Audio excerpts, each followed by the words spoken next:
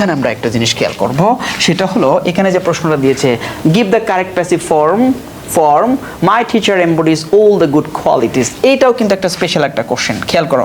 এই কোশ্চেনে কিন্তু একটা ভার্ব দেওয়া আছে, সেটা দেওয়া আছে কি দেখো তো, এমবডিজ। এই যে ভার্বটা দেওয়া আছে, এই ভার্বটার প্যাসিভ করতে গেলে তোমাকে একটুখানি সূক্ষ্মভাবে খেয়াল করতে হবে, সেটা কি, যে নর্মালি কিন্তু আমরা প্রেপোজিশন কি ব্যবহার করি, বাই, কিন্তু কিছু কিছু ভার্ব, একটু আগে যে নিয়মটা দেখলাম ওইটা একটু এক্সেপশনাল নিয়ম, এখানে যে নিয়মটা দেখছো সেটাও কি একটা এক্সেপশনাল নিয়ম।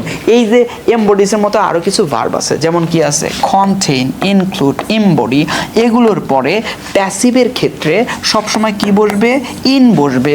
মনে রাখবা, এগুলোর পরে প্যাসিভের ক্ষেত্রে সবসময় ইন বসবে, বাই বসবে না। এটা ভুল করা যাবে না, ভুল করা যাবেই না, খেয়াল করো।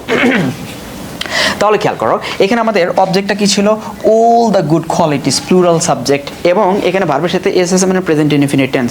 তাহলে প্লুরাল সাবজেক্টের সাথে আমরা প্যাসিভের হেল্পিং ভার্ব কি ব্যবহার করব, আর ব্যবহার করব, তারপর ব্যবহার করব হচ্ছে V3।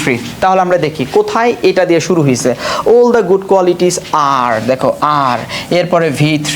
ওকে, এইটা কিন্তু ঠিক আছে, কিন্তু এখানে দেখো প্রেপোজিশন কি ব্যবহার করছে, বাই। সুতরাং এটা হবে না। যারা তোমরা সুপারফিশিয়াল নলেজ নিয়ে এগুলো করবা, দেখবে কি এখানে দেখেই, প্রথমটা দেখে তুমি আনসারটা দিয়ে আসবা, তখন হয়ে যাবে কি ভুল। এই তিনটা ওয়ার্ড একটু ভালো করে মনে রাখবা। দেখো, all the good qualities are embodied in my teacher, এই হচ্ছে আমাদের আনসার। আনসার হচ্ছে কি বি। এখন সি ডি কেন হলো না, দেখো কি বলছে, all good qualities are embodied to দিছে প্রেপোজিশন, এই জন্য এটা আনসারটা হলো না। All the good qualities are embodied on my teacher, এখানে দিছে কি অন, এই জন্য কিন্তু হইল না। ঠিক আছে, নিয়ম জানা থাকলে তুমি খুব সহজেই তুড়ি মেরে প্রশ্ন সলভ করবা, নিয়ম না জানা থাকলে তুমি ভুল উত্তরটা দিয়ে আসবা। এই জন্য আমি তোমাদের বলেছি 30টা প্রশ্ন আমি নিয়েছি তোমাদের জন্য, 30টা প্রশ্ন 30টা এরেনা থেকে তোমাকে অ্যাক্টিভ থেকে প্যাসিভে একদম একটা স্বচ্ছ ধারণা দেবে, ঠিক আছে। ওকে, এবার আসো।